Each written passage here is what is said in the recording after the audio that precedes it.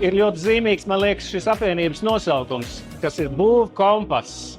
Tas faktiski, kas ir kompass? Kompass ir ierīce, kas mums rāda virzienu. Un šeit mēs šodien redzam tieši to, ka te tiek rādīts virziens, kā tehnoloģiski pareizi izmantot tās iespējas, kādas šodien mums dod būvmateriāla ražošana un būvizstrādājumi. Es novēlu, lai jūsu iniciatīva nonāk līdz katram pasūtītājam, katram būvniekam, lai arhitekti savos risinājumos ietver jūsu piedāvātos risinājumus un lai pasūtītāji ir apmierināti ar to, kas tiks sasniegts. Es domāju, ka tas ir ļoti veiksmīgs piemērs, jo būvniecība nav par vienu atsevišķu ekspertu vai vienu cilvēku, kurš zina vai nezina, kā lietas darīt, bet tas ir par komandu. Līdz ar to šis ir piemērs, kā mums vajadzētu daudz vairāk sadarboties, un ļoti liels prieks to redzēt. Būvniecība kļūst arvien atklātāka un profesionālāka, un tā telpa un vide tiek pieejamāka, veidota pasūtītājiem, lai viņš varētu kļūt profesionālāks,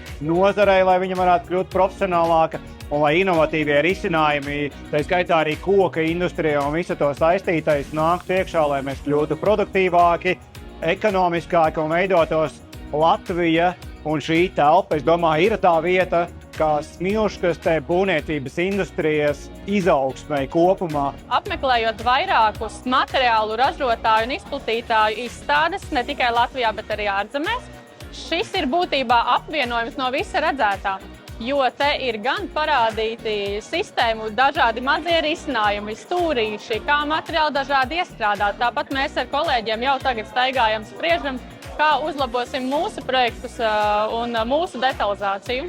Esmu ļoti pārsteigts, patīkam par to, ka šāda vieta ir Latvijā, par to, ka tāda vieta ir iespējama. Kā visiem, kam interesē, var atnākt un iepazīties. Izstaigāju apkārt, parunājos ar ražotājiem, saprotu par to, ka šeit ir reāli iespēja pašam redzēt tos risinājumus un tad novērtēt arī to, kā mūsu regulējums ietekmē konkrēts risinājums, kur ko ir iespējams izmantot, kur ko nav iespējams izmantot. Tas, ko šodien redzēju, un būvkompass ir viena ļoti lieliski realizēta ideja, jo būvniecībā ļoti daudz un ļoti strauji daudzas lietas mainās.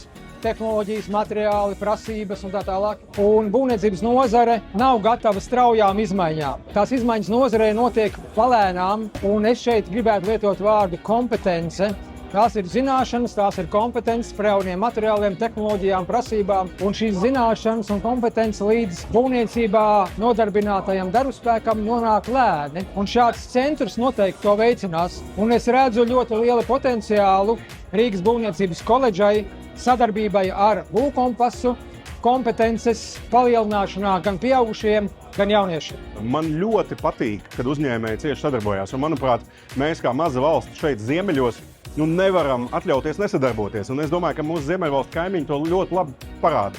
Ka tieši šajā kopībā, sadarbībā, sinerģijā, gan starp cilvēkiem, gan starp tehnoloģijām, gan starp procesiem, tur ir tas mūsu spēks. Ļoti vēlu, dziļu, tālāku sadarbību, kļūstiet vēl vairāk, dubultojiet šo uzņēmumu skaitu.